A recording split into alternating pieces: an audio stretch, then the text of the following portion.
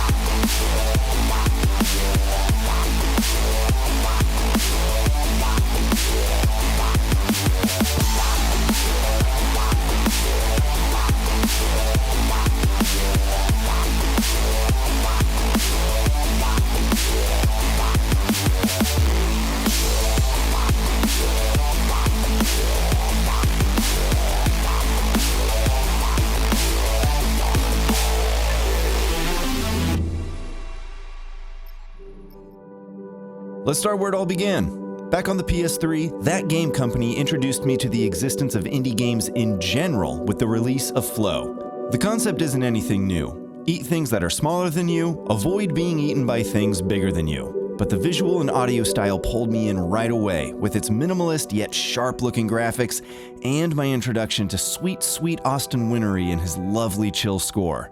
I loved this game right away, and it was the perfect way to dive into the indie game scene. One of the more recently released games to make this list is Last Time I Saw You. Admittedly, this game normally wouldn't have been on my radar, but with Larissa Okada at the helm for the soundtrack, you can be sure I wasn't gonna miss it. Little did I know that this game would be exactly what I needed when it was released. I was in a bit of a mental and emotional rut when I got the ping that this game had just gone live. Without hesitation, I installed it and fired it up, and upon completing it, I just felt better. The art, the music, the writing, everything came together perfectly in this lovely narrative adventure. A nice reminder that you may just find a little peace in something you normally wouldn't consider jumping into. This one is so weird and so cool. In Superliminal, it's all about perspective. Literally. It takes an interesting twist to get me to try a puzzle game, and boy, does this one have a fun twist. Manipulating objects within the environment feels so natural, fluid, and brain-breaking all at once. This game encourages you to luxuriate and play around with its various puzzle types, making you rethink how you see everything. And it's a little creepy at times too, so that's fun. The Artful Escape is exactly what the title says. It's a gorgeous, artfully crafted escape from the troubles of the real world. You play as the son of a legendary musician, trying to find your place in the world while dealing with the pressure of living up to the success of your old man. Father? Throughout your journey, you meet dozens of hilarious and adorable characters. Glide your way through beautiful vistas and bring your musical talents to the edges of the galaxy and beyond. Quite an escape, if you ask me. It isn't very often that a game will pull me back if I gave up on it because my dumb brain couldn't figure it out. It's even less often that a game will pull me back after starting and giving up twice.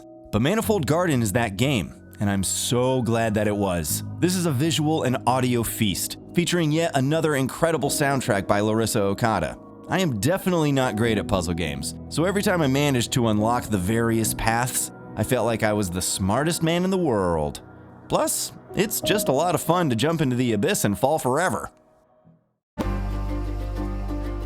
I love a game where you feel totally isolated. No NPCs to point you in the right direction, no blatant visual indicators, just you, the environment, and in this case, a rickety sailboat sandcrawler thingy that's as much of a character as the little hooded creature you control. Keeping the boat moving requires a bit of inventory and base management that normally isn't my jam in games, but the Far series does a great job of taking away the normal frustrations I have with gameplay like that. Lone Sails has several surprising moments that made me gasp with delight, and its beautiful art and soundtrack sealed the deal, making this a lovely and memorable ride. There certainly isn't a lack of cozy games on this list, and Tome is a really great one. This adorable game takes you on a trip around town while you hone your amateur photography skills. The last game I ever played that used a camera for combat was Fatal Frame, and I can assure you, your time behind the lens is far less terrifying in Tome. In fact, there's no combat at all. Just a whole bunch of cute NPCs that either love or hate being in the spotlight. It's a pretty swell time.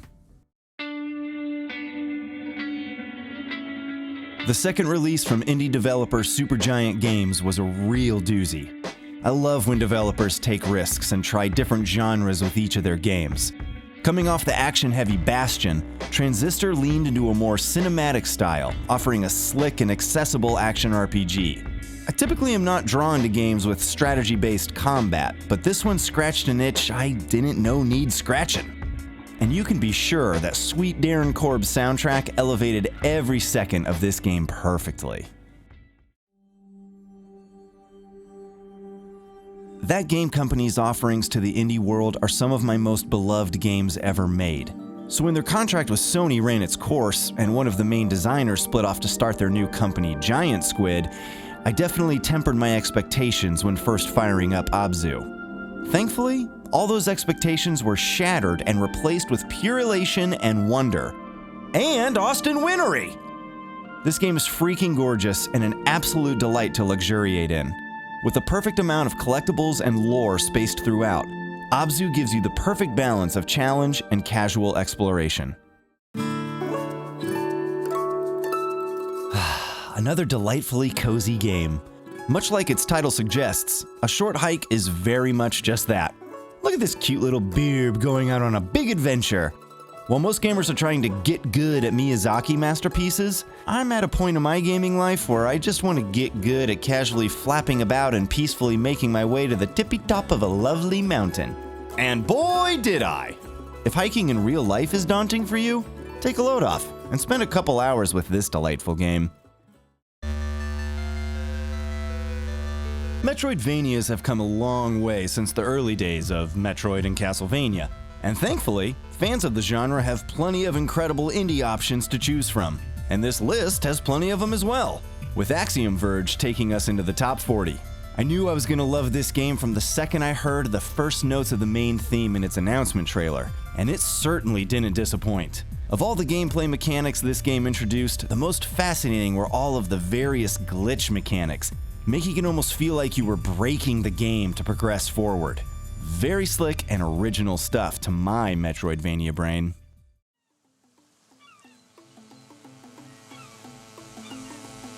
I typically find time limits in games pretty annoying. I mean, they're fine, but I usually like to take my time with games. But when I heard you have literally 1 minute to beat Minute, I was smitten with Intrigue. How does one beat a game in just 1 minute? Well, you kinda actually beat it in a bunch of minutes, but this little fella has 1 minute to achieve as much as possible before it succumbs to its timely death. It's a delightfully silly and addicting concept. And the music? Durr. So if you've got a minute to spare, check this little gem out. There are a number of games on this list where I had to stop and think, how the heck does somebody come up with this stuff? Which is typically followed by, and how the heck was I ever supposed to figure that out? On the surface, that sounds like a critique, but games like Fez are so fascinating, I don't even care that I'm not observant enough to solve a majority of the puzzles in the game without using a guide. Fez's combination of perspective puzzles, gorgeous pixel art, and a wildly perfect soundtrack from Disaster Piece makes for some of the best video game vibes I've ever experienced. And speaking of perfect video game vibes, Narita Boy certainly brings the vibes. I mean, just look at this thing. Among the many reasons I love indie games is the developer's freedom to create some incredible art styles. And Narita Boy is littered with style. Littered! The 80s nostalgia is strong with this one, while bringing a surprisingly poignant story along for the ride. Grab your techno sword and get swinging, Narita Boy. Spoiler alert, this is one of only 2 roguelikes that made the list, and if you know anything about me, you probably already know what the other one is. But for now, we have the wildly great Colt of the Lamb. Who knew these adorable, fluffy sheep bebes are so good at colting and murdering, and making it so dang fun to jam to sheep rock banger after banger? You can choose to be a forgiving, loving cult leader, or keep the streak of sacrificial lambs alive and well for the benefit of the cult. Regardless which method you choose, you still get the opportunity to cause copious amounts of lanolin mayhem. A real delight this one is. And speaking of delights, I had a pretty good feeling I was going to be on board with Stray, and I'm happy to report that I was very on board. Even though I'm very not on board with cats in real life. Bunch of weirdos, that lot! But this little feline takes you on a beautiful adventure through a steampunkified future where robots and artificial intelligence try their darndest to keep this stray cat at bay. Just trying to get back to my family, guys. God! And speaking of steampunk robot adventures, Macanarium is a delightful indie adventure game just loaded with personality. Quirky characters, quirky environments, quirky puzzles, quirky everything make every scene a treat to solve. The art style was absolutely the reason I initially dove into this adventure, but holy smokes, I wasn't expecting to love the gameplay as much as I did. Oh, and the music? Durr! Like every game in this list, it really does deliver the whole package in a unique way. A quirky way at that! My goodness, this game is just so silly. In Young Horse's follow-up to 2014's Octodad, you play a reporter tasked with the assignment to investigate various forms of shenanigans that have been occurring on Snacktooth Island. What happened to Lizbert? What are bug snacks and where do they come from? But most of all, why do they taste so good? In Bug Snacks, you literally are what you eat, and on Snacktooth, there are many ways to eat. I have a little bit of a soft spot for this PS5 launch title, as it's one of the few games my daughter and I have played together. And we're still playing it over 5 years later. Gosh, I'm hungry!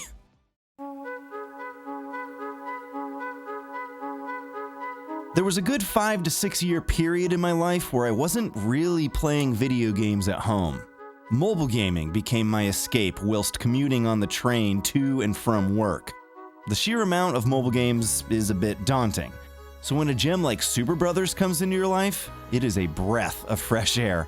After playing endless runner after endless runner, Sword and Sorcery brought the vibes I didn't know I needed in a game, and it was my first introduction to sweet Jim Guthrie. You can imagine just how damn pleased I was to luxuriate in that world. And then probably right back to another endless runner to get an even higher score. When I heard the main gameplay designer from the team who made Limbo and Inside was making a new game under a new developer, it was instantly a yep, absolutely gonna buy that immediately moment. The idea of literally carrying entire worlds on your back and taking them into other worlds and then having multiple worlds interact with each other sounds a bit trippy. And it is. And it's fascinating. Cocoon is a pretty dang perfect puzzle platformer, and a huge shift from the gloomy vibes of Limbo and Inside.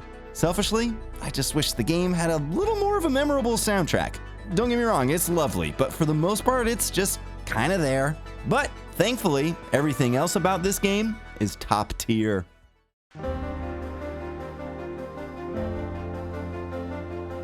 Taking us into the top 30 is 2021's Death's Door. This delightful Zelda-like does not mess around. A majority of the games on this list are on the easier side, but this little beerb game really packs a punch if you're not ready for it, and I certainly wasn't. As someone who finds beerbs to be the most annoying and wretched of all real-life creatures, I really didn't mind dying over and over. You're a beerb. You definitely had it coming for one reason or another, but you press on and die some more. But what a lovely death journey it is. If you're looking for an answer to the question, are video games art? Look no further than Grease. I mean, holy smokes. I've had many cinematic experiences in indie games, but this one may take the cake. The amount of sit there with your jaw dropped moments in this game would melt any skeptic's heart.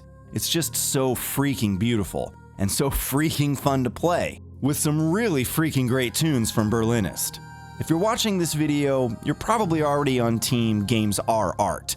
And if anyone ever gives you any guff about it, just point them to Grease. They'll learn. They'll learn.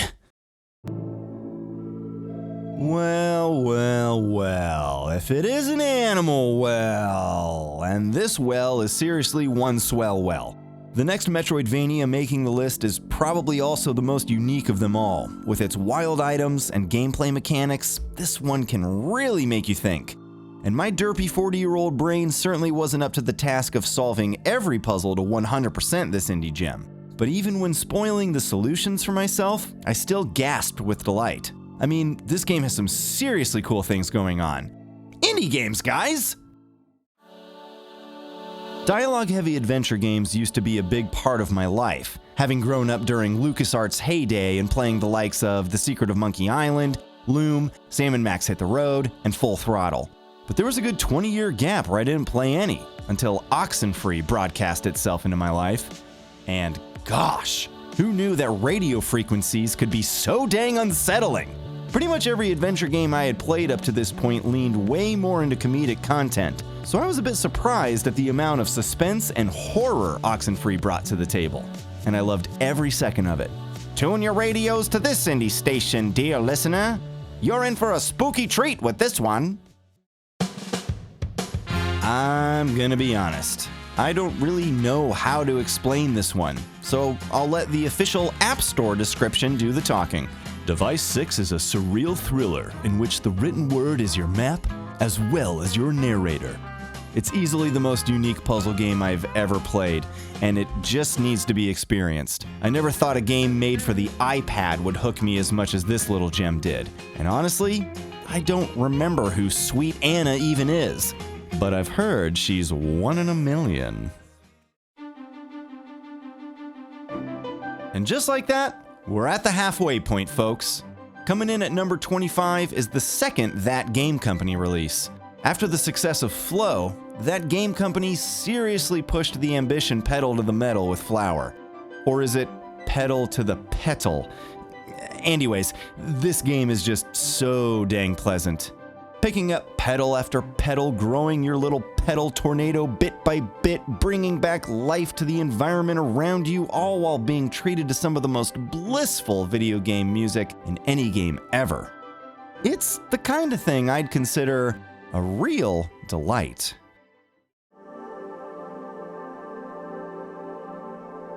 If Grease wasn't a compelling enough argument to solidify that games can be art, then look no further than Kentucky Route Zero. I've already talked about various gaming vibes in this list, but I think it's pretty safe to say that this game has the most vibiest of vibes. This game basically is vibes. Almost more of a visual novel than a traditional game, and as you can hear, has some of the most vibiest modern video game soundtracks out there. I truly hope someone made David Lynch play this game before he passed. And if you're a fan of Lynch's work, particularly Twin Peaks, Kentucky Route Zero will absolutely be for you. Coming in at number 23 is Sweet Dave the Diver. What starts as an underwater exploration roguelite, tasking Dave to gather ingredients to supply his employer at the local sushi shop restaurant for the night's shift, Dave the Diver quickly reveals that it is so much more than that. Diving deeper and deeper into the blue hole, Dave reveals all kinds of treats, including giant ancient creatures, old shipwrecks, and even an entire race of reclusive mermaids and mermen. With its healthy amount of missions, minigames, and collectibles, Dave the Diver keeps the gameplay fresh and engaging throughout its entire playtime. If you haven't played Dave, I highly encourage you to dive right in.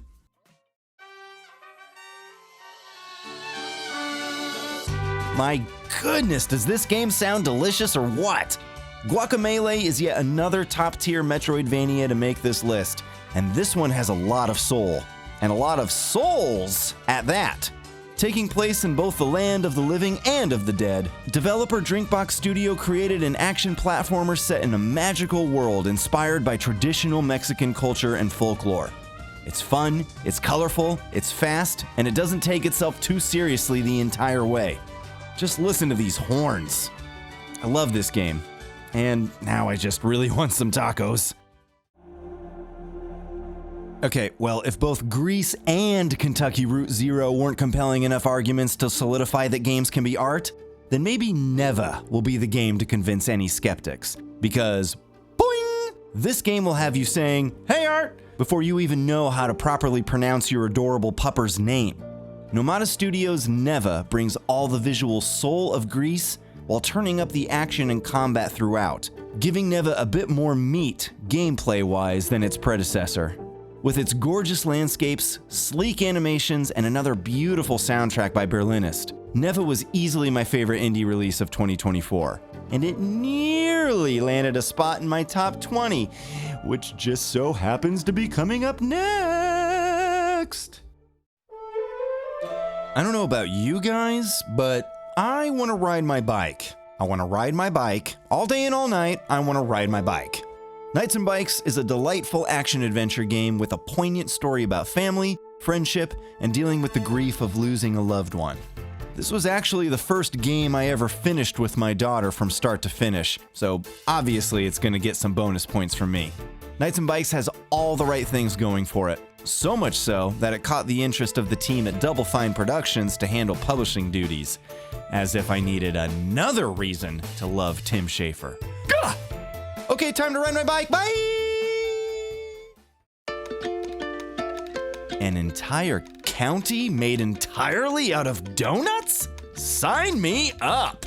Okay, well, no, it's not that, but donut deliveries are definitely involved in Donut County. You won't be delivering said donuts personally, mind you. Instead, you'll be shacking up in a massive sinkhole with your fellow citizens, recounting how a pack of wild raccoons let the whole damn town go straight to hell, with literal hellholes. It is such a silly and wonderful time wreaking havoc throughout the county. I knew I was going to love Bastion after about 15 seconds of playing it.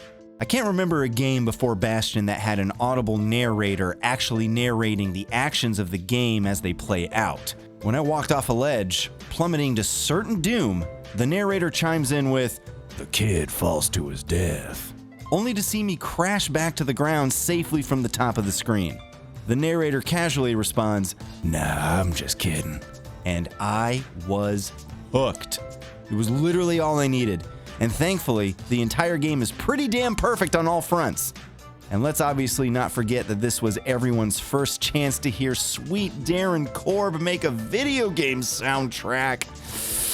This should probably be in the top 10 for that reason alone! A rat, an egg, a ranger, a guard, a horse, a magician, a slug, a bodybuilder, a turtle, a zombie, a mermaid, a ghost, a monk, a rogue, a robot, a necromancer, and a dragon. These are all the delightful forms you can become in Nobody Saves the World. Oh, and a nobody. That's right, You play as a nobody, and nobody saves the world. But does this nobody save the world? I mean, the title is Nobody Saves the World, so I'll let you decide. Oh, and one of the bad guys in this game is named Randy. So of course this game was gonna make the list.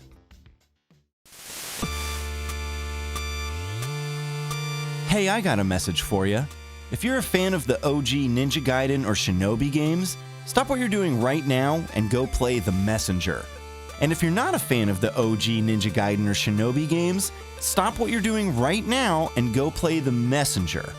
Okay, wait until this countdown is over, but then stop what you're doing and go play The Messenger. Sabotage Studios' first release is an absolutely perfect action platformer with a little bit of Metroidvania sprinkled in just for good measure. The time warp mechanic makes for some very entertaining gameplay, and the fact that it gave us 2 versions of the fantastic soundtrack is the cherry on top of this ninja cake. So remember, after this countdown, stop what you're doing and go play The Messenger. Coming in at number 15 is probably the most difficult game on this list. Hotline Miami 2 definitely does not mess around. Both Hotlines are pretty much perfect games, but I gotta give a little more love to the second entry only because it gives you less to work with. Unlocking the various masks gives you different abilities based on your playstyle, but there are less to unlock in 2. And I prefer this because it forces you to just get better at the game with the basic mechanics it presents. A get good kind of game, if you will. And I did. And the wildly great soundtrack? Durr. Really gets you in the mood to blow away all those super rude bad guys. Gah. Oh, Hyperllight Drifter, you beautiful beast you. This melancholy action-adventure has such a unique feel to it. Developed by the small team at Heart Machine, Hyperllight Drifter is the creation of Alex Preston. Preston was born with congenital heart disease, which is basically like being born with a ticking time bomb strapped to your chest without a timer. The theme and story for the game, featuring a protagonist suffering from a terminal disease, is meant as a simile for his own health. But through that suffering, you zip around and completely decimate hordes of enemies and some of the coolest boss fights in any indie game ever. Preston described it as a combination of The Legend of Zelda: A Link to the Past and Diablo. And with A Link to the Past being my second favorite game of all time, there was a pretty good chance I was gonna love this game. And clearly, I really did. Following the release of the incredibly pleasant Abzu, Giant Squid felt it was time to turn it up to 11 with its second game, The Pathless. This action-adventure gem will have you singing zippity-doo-dah in no time. The movement mechanic in The Pathless is a classic, easy-to-learn, difficult-to-master system. Timing arrow shots for speed boosts is one of the most addicting and rewarding gameplay mechanics that I've had the pleasure of experiencing in some time. Coupled with a well-crafted, open-ish world, some of the coolest boss battles in any modern game, and of course, sweet, sweet Austin Wintory's glorious score, The Pathless is a perfect example of how incredibly epic indie games can be. Speaking of incredibly epic indie games, Super Stickman Golf 3 is really not that at all. But holy smokes, is it epically addicting. I know it's probably a little surprising to see this casual mobile game so high on the list, but it's the indie game that I've easily put the most time into. I've played the daily race pretty much every single day since its release nearly 9 years ago, completed 848 multiplayer matches, and mastered every course this gem has to offer. It's just some real good clean fun, and it plays perfectly. And I already can't wait to play it tomorrow morning! Every once in a while, a game comes into my life where I wish I could go full eternal sunshine in my own brain and erase my memory of ever playing it, just so I can experience it again for the first time. Tunic is very much one of those games.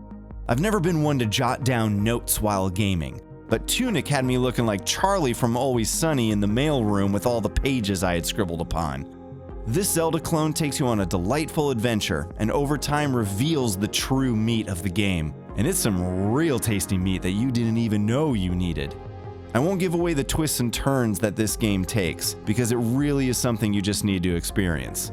Tunic exceeded all my expectations and introduced new ways to experience video games in general. Quite a feat for such a cute little fox.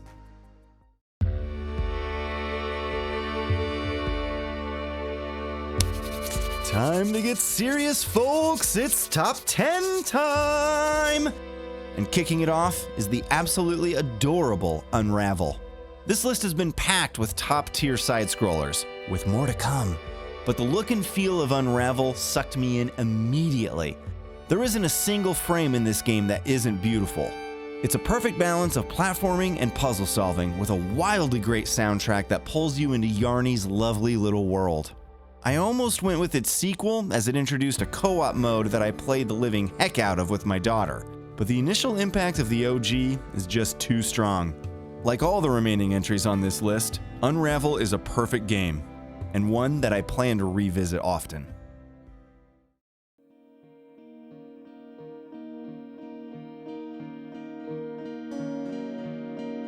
Everybody needs to get away from it all every once in a while.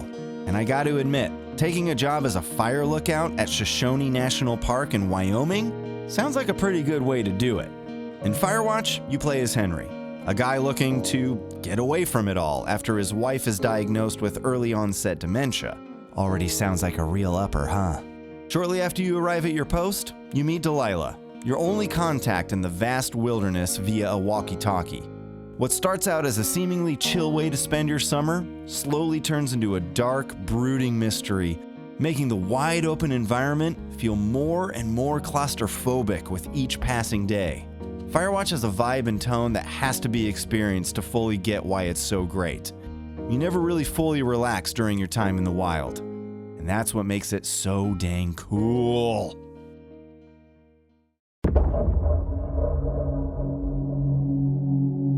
Boy, speaking of games filled with dread, have you guys ever played Inside? Sheesh! The Dread! Developer Playdead followed up the equally gloomy Limbo with an unsettling platform puzzler that creeps into your psyche and doesn't let go. Typically when I recommend a game to someone, I'll pick a game that's great from beginning to end, and Inside certainly is great from beginning to end. But, my goodness, I was not prepared for how this game ends. I nearly had to replace my entire jaw after it dropped to the floor for a good half hour. It is so wild and wacky and kinda sad. It is an experience I will never forget. So if you're looking for some real good dread, look no further than Inside. The trials of life can feel a lot like ascending a mountain. Exhausting, treacherous, laden with tribulations. But if you keep pushing, keep ascending, keep fighting, oftentimes you'll find something beautiful at the top. And in the case of Celeste, you'll also be dying. A lot. Like over and over and over and over and over, but oh man, it loads so fast and you try again and again and again and you slowly chip away at probably the best feeling side-scroller ever made. Oh my gosh, that's so much fun! This game is so ridiculously well made, with some of the tightest controls in any game ever. With all her precise jumping and zipping around, it's easy to understand why sweet Celeste is so burnt out. It's hard to life sometimes, especially when you keep dying over and over and over and over and over and over and over and over. In case Celeste's gameplay wasn't precise enough for you, how about a 1-2 power punch of precision with Cyber Shadow? This to me is the gold standard for modern indie side-scrollers. It has a tiny edge over Celeste because in Cyber Shadow, you get to hit things. Yeah, hitting things! Get over here, little fella! Bonk! You can hit things real good and real fast, and honestly, it's why I love the game so much. When you hit the attack button, you attack. No winding up your sword for a few frames, then attacking, or lunging forward, or any of that nonsense. Push button, enemy dead.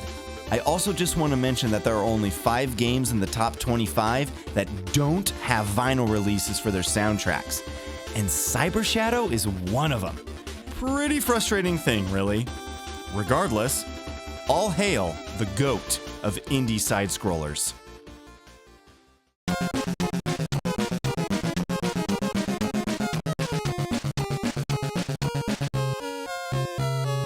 What can I say about Undertale that hasn't already been said?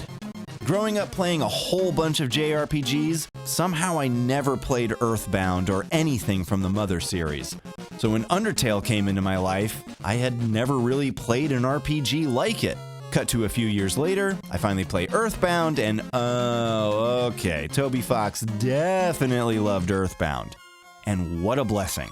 Undertale is unquestionably the most hilarious game on this list. The writing, the characters, and oh my lord, the music. And playing through a pacifist run in this game almost, just almost gave me hope that there is still good in humanity. It's something that just has to be experienced. What an absolute masterpiece.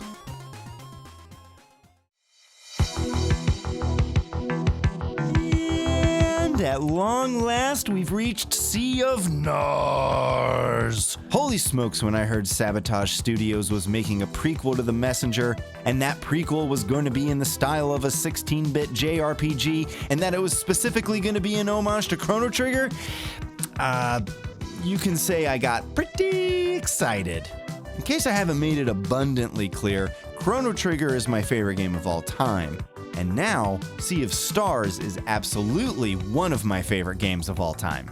My goodness did those sabotagers develop this game with incredible care. And to sweeten the deal, they even got Chrono Trigger composer Yasunori Mitsuda to kick out a few tracks for it. But I'll tell you what, it's Eric W. Brown's soundtrack that really brings this whole game together. And I'm not even gonna go into this game giving me a top 3 all-time video game cries. Nope, not gonna do it. I'll have my video game cries in my own time, thank you very much. Okay, if I'm being honest, this may actually be the best game on the list. On the surface, Outer Wilds is a super casual space exploration adventure game. But if you dive a bit deeper, you'll find that Outer Wilds is a super casual space exploration adventure game that will absolutely change you forever when you find it's not just a super casual space exploration adventure game. Outer Wilds is the ultimate you can only experience it once game. Even more than Tunic, I really wish I could get a memory do-over on this one. And speaking of top 3 video game cries, after spending dozens of hours uncovering hundreds of pieces of lore, learning the various rules of physics puzzles, and chipping away at objectives bit by bit, planet by planet without really having a sense of what the final goal is, it all comes together in an ending that absolutely staggered me. I know this game won't be for everyone, but I really wish it was. Because everyone should take the time to get lost in space for a bit, and maybe come out a changed person by its end. Upon your first death in Hades, you're greeted with the ominous promise, there is no escape. Upon your 101st death, you're greeted with the same promise, because in Hades, there really is no escape. And honestly, I'm really okay with that, because why would I want to escape from a game that literally does everything perfectly? Supergiant's masterpiece hooked me so much more than I ever expected. It is the roguelike that I will forever compare roguelikes to. The main reason being the way it handles progression. There is never a wasted run in Hades. Whether you get all the way to have a spirited throwdown with Dad, or meet an early end in the depths of Tartarus, something always progresses Zagreus forward. Whether it's a stat upgrade, or yet another attempt to swoon sweet Megara, each trip back to the House of Hades is a delight. There is no escape, but thankfully, there is a whole heck of a lot of fun to be had. And Darren Korb!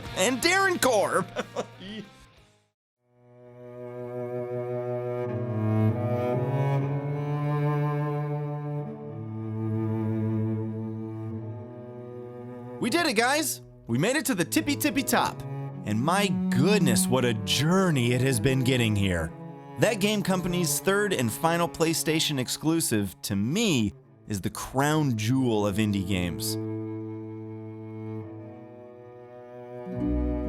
While Hades, Celeste, and so many other games in this list have perfected every aspect of video gaming, it's Journey's emotional weight that puts it handily above every other entry. No text, no spoken words, no combat. Just you, the mountain ahead, and the metaphorical trials in the journey of life. And, of course, Austin Wintory's unbelievably inspiring and heartbreaking score. It's the #1 game cry, guys. The game cry to start all game cries. It's a perfect game, and a journey that I will truly never forget. So there it is, my top 50 indie games of all time. There are obviously so many more wildly great indie games that aren't in this list, and so many great ones to come. Thank you for going on this walk down memory lane with me. Each one of these games holds a special place in this aging man's soul. Who knows, maybe I'll do an updated top 50 in another 5 years. But for now, thank you for watching, and thank you for being a delight. I love it here.